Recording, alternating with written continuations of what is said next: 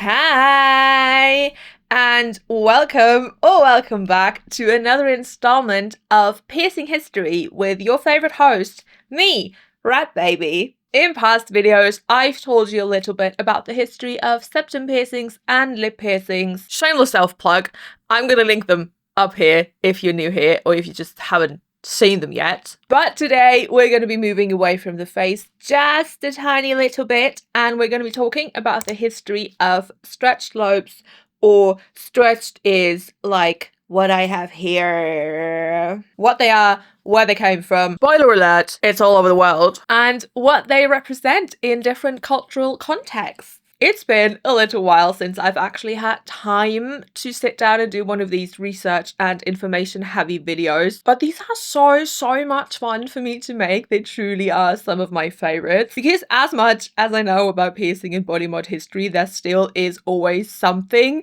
that I've never heard before, something new. I just love knowing things. This is probably a good a point as ever to tell you to maybe go grab a snack or a drink or whatever, a craft project, because I have a feeling this video is gonna be very long once again, because I love nothing more than yapping about body mods, about piercings, about history. Believe it or not, it was one of my worst subjects in school, but for some reason, as soon as it involves holes in people's bodies, I'm like, anyway, if you enjoy these types of videos, please be sure to leave me a like and maybe consider subscribing if you haven't already, because it does help me out a lot and it also ensures that you'll never miss another one of my videos. And without any further dilly-dallying, let's get into the history of stretched ears.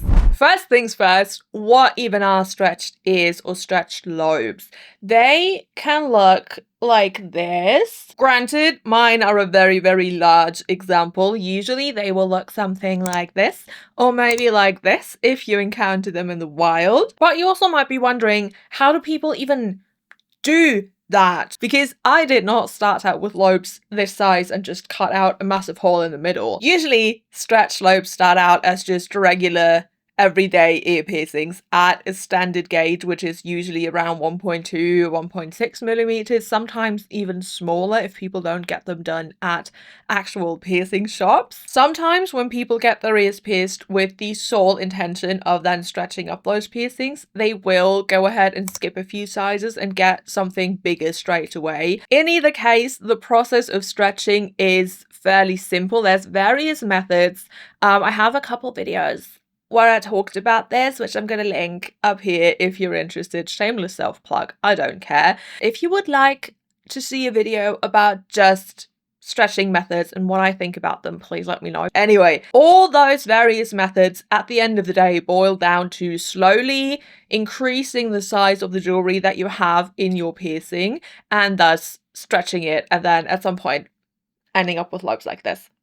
Maybe, or maybe not. Usually people don't go this big. While most people in Western societies largely stretch their ears for aesthetic purposes or to signal a sort of belonging in certain subcultures, the practice of stretching one's ears has actually been around for thousands of years, and there's evidence all over the globe. The oldest known human to have had stretched ears was actually Ötzi the Iceman, who died over 5,300 years ago. And his ears were stretched to a diameter of about 7 to 11 millimeters. Earplugs were also discovered as rare grave goods from the Bronze Age of Spain. They were very uncommon though, which led archaeologists to believe that stretched ears were reserved for people of higher status. So in Europe, stretched ears were a sign of high social ranks long before they were a style choice.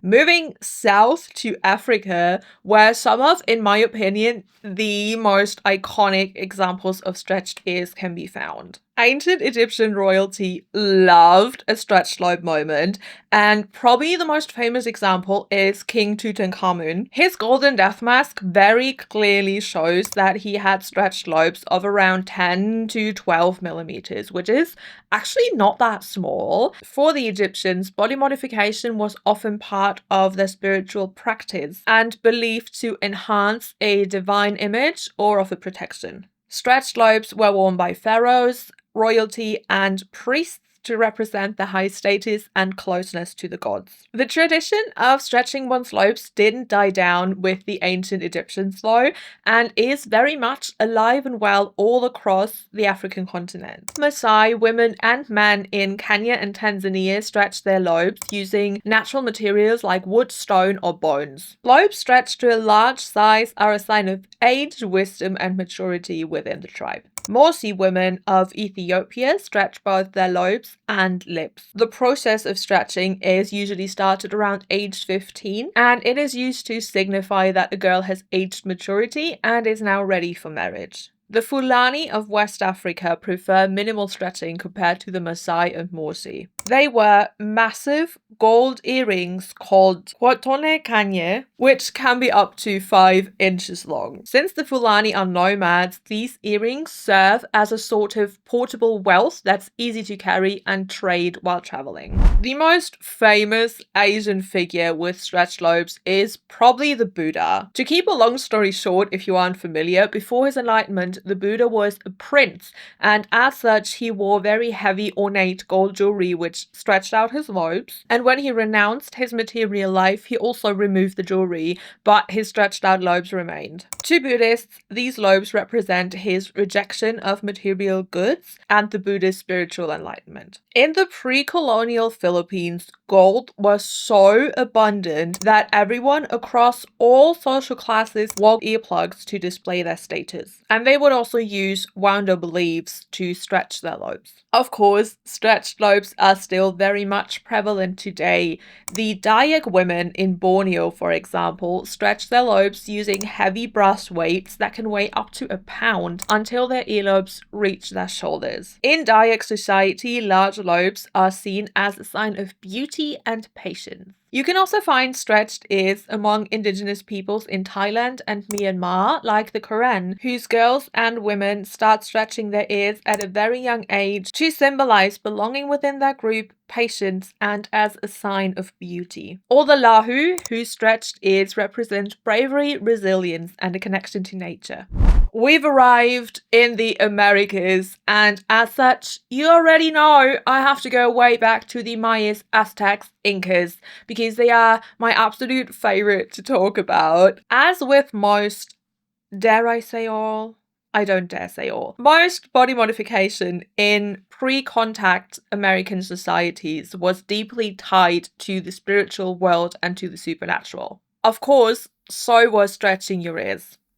Duh. The Mayans loved jade for body jewelry, especially for their stretched lobes, because it symbolized everlasting love. For them, plugs made of jade weren't just pretty jewelry, but they were seen as spiritual conductors meant to invite spirits into their bodies. Aztec children had their ears pierced with a piece of string, which was then replaced by gradually growing pieces of jewelry as they reached milestones into adulthood. Aztec warriors wore plugs made of obsidian, which is a very sharp volcanic glass, which not only protected their ears, but they could also then use their plugs as additional weapons in close combat. Isn't that so Like, let me whip out my gorgeous piece of jewelry and stab you with it. Ugh, iconic. Incan nobles, on the other hand, particularly men, primarily used their stretched lobes to display their status, maturity, and wealth.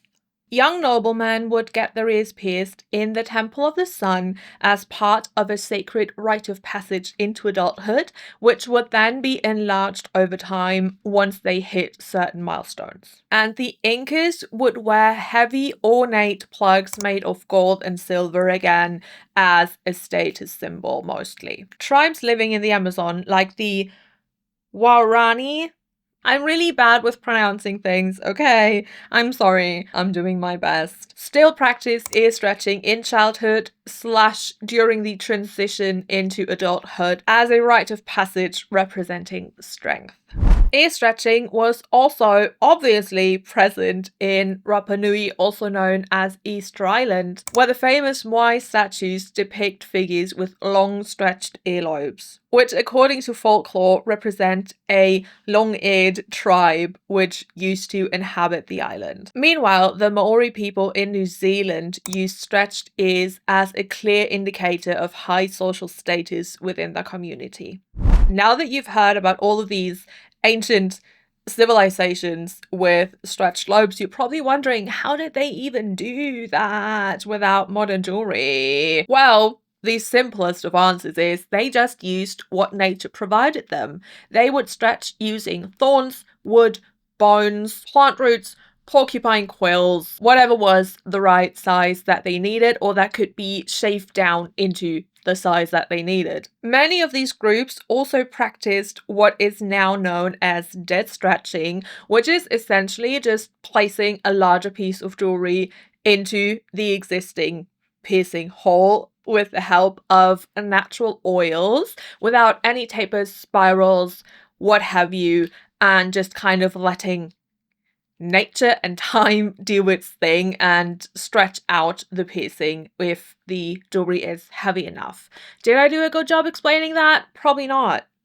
So really, it's always worked pretty much the same way. The main thing that's really changed is the materials people will use to stretch, and jewelry made from body-safe materials like titanium or glass is widely available now, although the Egyptians did also use glass plugs already, which is so cool. Of course, this video wouldn't be complete without quickly touching on stretched lobes in modern Western culture. Like most body mods, stretched lobes also resurfaced as a symbol of defiance and were quickly adopted by alternative subcultures of the 80s and 90s as a way to reject mainstream beauty standards. Unlike regular piercings though, they did require a sort of commitment and were seen as like a for life thing, kind of like tattoos. Stretched lobes also had a huge moment in the 2010s, particularly from around 2011 to 2015, I want to say,